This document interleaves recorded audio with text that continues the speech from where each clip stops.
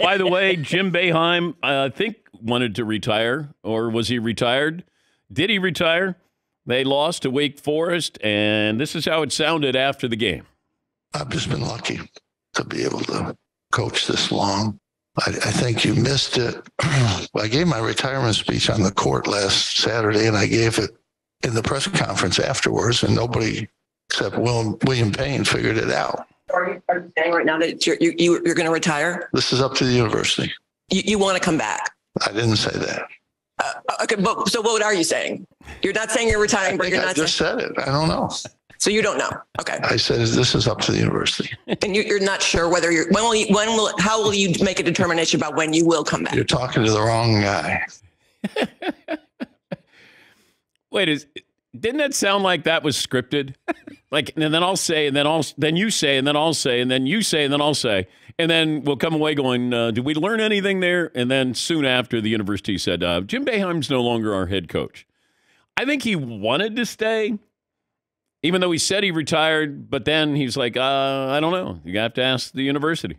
You know, the university doesn't want to fire him. They want Jim to bow out gracefully after 47 years. If you factor in assistant coach and playing career, he's been in Syracuse for, over 55 years? They decided they're going to pull the Band-Aid off this, and then they're moving on. But you don't want to be the bad guy there and say, yeah, we basically said to Jim, we don't want you anymore. But that's what they're saying. They moved on. He had his retirement speech, but it did sound like, I don't know if I'm retired. Go ask them. And then soon after, it was like, we have a new head coach, Adrian Autry. Yes, he. Huge day for William Payne, though. Yeah. That's basically a career maker. Right, Billy? Who knew that Bill Payne, the only guy who figured it out? Billy Payne figured out that Boeheim was going to retire. He gave a retirement speech, I guess, the previous week. William, the only guy who figured it out. Yeah, Paulie. Yeah, and Syracuse men's basketball issued a release and on social media within an hour of the game that announced that Adrian Autry is the new head coach. I mean, this has had to be going on for weeks. They had to talk to Autry, make sure he's good. He's not interim head coach. He's the successor. No, it was awkward, and it shouldn't have been that way. It should have been Jim knows that he's retired, and he's bowing out, and let's be respectful to Adrian Autry. But it's never easy with Boeheim. 47 years there, over 1,000 wins, 5 Final Fours, 23 players selected in the first round, won a national title. That was 20 years ago with Melo. God, 20 years ago. 2003. So you want to come back? I didn't say that. Yeah. The winningest active head coach right now in college basketball is Bob Huggins at West Virginia. Wow. Yeah. You're just not going to see this anymore. I mean, these are dinosaurs. You know, Jay Wright bowed out at Villanova. Coach K, Roy Williams. Coaches, you know, and you don't stay at any place for a long period of time. And Jay Wright stayed at Villanova. Coach K stayed at Duke. And, Roy was at Kansas, then went to North Carolina. Players are in control now. Absolutely. Name, image, and likeness, one and done, G League. The NBA going to get to the point where they allow you to come out of high school and go right to the NBA. Coaches trying to figure this out. And I'm sure that Jim Boeheim, it's probably bittersweet that he's going, I hate to quit coaching, but I don't want to coach in this environment anymore. And I don't know if that's how he feels, but after, 4 decades, nearly 5 decades of coaching this way, and now you're not really in control or as much as you think you are, that's why you're going to see a lot of these coaches who bounce around. John Calipari's going through this at Kentucky right now. He's got a warm seat in Kentucky, and I never would have thought that we would be saying that about him. Now, he's got a great recruiting class coming in, but that's what Coach Cal does. He kind of keeps himself relevant because he'll bring in another recruiting class. But everybody's caught up to him, or a lot of schools have caught up to him, and they're able to get these recruits.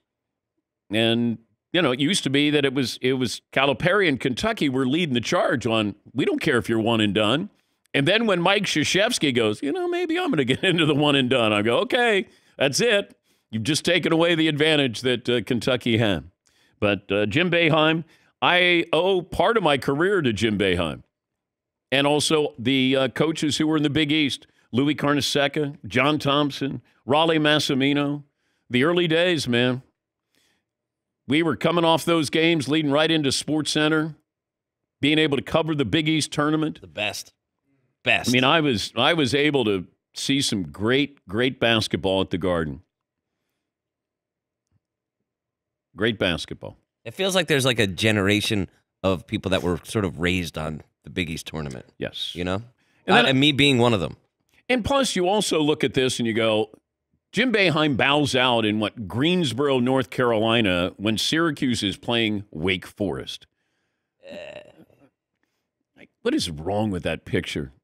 Hey, we want to be a football school as well as a basketball school. They could have just kept the Big East and been a basketball powerhouse. And I know you get your money from football. I know, Syracuse football program, but, it's really about their basketball program. And, you look around with St. John's or Villanova. I mean, it's about basketball with those schools. But everybody wants to expand. I mean, you're seeing this right now with the Pac-12, Big 12. Everybody's looking for a seat. And what's going to happen? Now you're going to start poaching more, schools and trying to – Gonzaga maybe to the Big 12. Is Oregon going to go to the Big 10? I mean, this is what's going on right now. Kind of wild. But when Syracuse decided that they were going to be in the ACC, and I was like, all right. And then I did have people arguing, well, they got great basketball there. They do. But it just felt like the Big East, and everybody wants to kind of metastasize. Hey, we're really good here. Let's spread it out a little bit here. And Syracuse ends a game against Wake Forest. All righty. What's poll question today, Seton? We got a bunch of them here, Dan. We can start with Aaron Rodgers if you want. Let me save that. Okay. Because we have maybe some information coming up here with Aaron Rodgers and the Jets. You want to go with Jim Boeheim? Okay. He's no longer the coach at Syracuse because he decided 47 years is long enough. The headaches of NIL and transfer portals became too much, or he was forced out. I think that's from Todd. Oh. I think the toddler. I would just say he was reminded that he wasn't going to be coming back.